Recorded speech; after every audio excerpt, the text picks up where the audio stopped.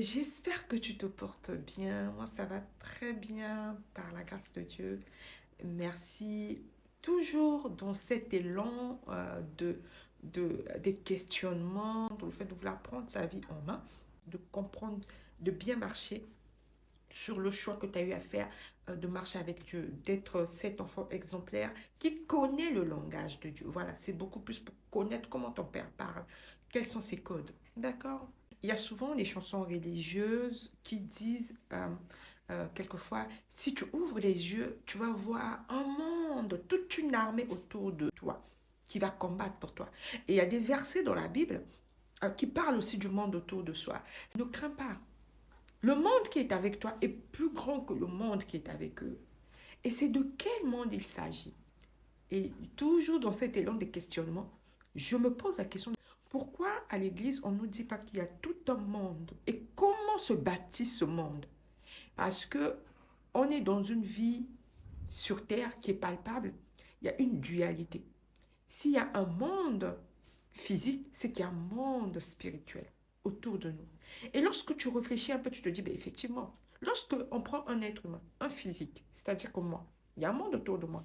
Il y a mes parents, il y a mes frères, il y a mes soeurs, il y a mes cousins, il y a mes neveux. Autour de moi, je suis une famille, je suis une personne qui est entourée du monde. D'accord? Sans compter les amis.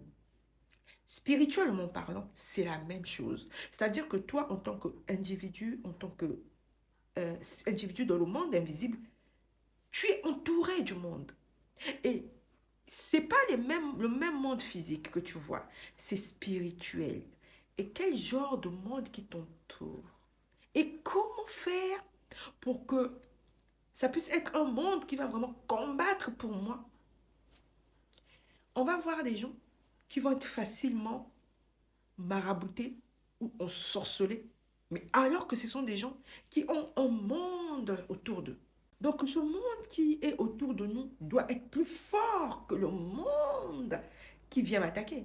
Et comment faire pour que ce monde soit plus fort? Et comment faire pour connaître exactement ce monde qui m'entoure? C'est des choses qu'on doit nous expliquer à l'église.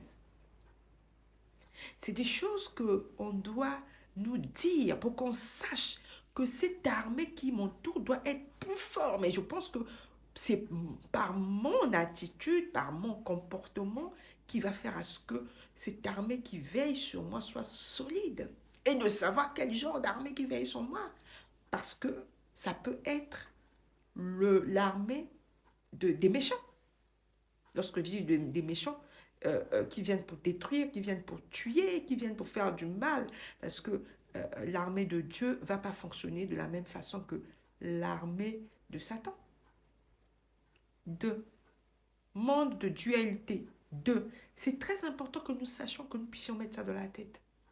Et lorsque je vais dans cette façon de voir les choses, je me dis tout simplement que c'était très important qu'on puisse nous dire, qu'on puisse bâtir, c'est-à-dire que créer cette armée, c'est par la prière, la méditation, notre attitude, notre comportement, notre façon de vivre sur terre. C'est ça qui solidifie cette armée. Les anges qui nous entourent, est-ce que ce sont des anges de Dieu ou les anges déchus? Dualité, toujours. Et donc, le but, c'est ça, c'est de toujours dans la tête de se poser des bonnes questions. Posez-vous des bonnes questions concernant notre marche avec Dieu. Comment se fait-il que la marche, Jésus est passé ici sur terre, ça n'a pas été facile. Il a dit, non mais si un mois ils m'ont tué, ils m'ont rejeté, ils m'ont insulté, combien de fois vous? Mais nous, en tant que chrétiens, on a l'impression que c'est trop facile, quoi. C'est pas normal.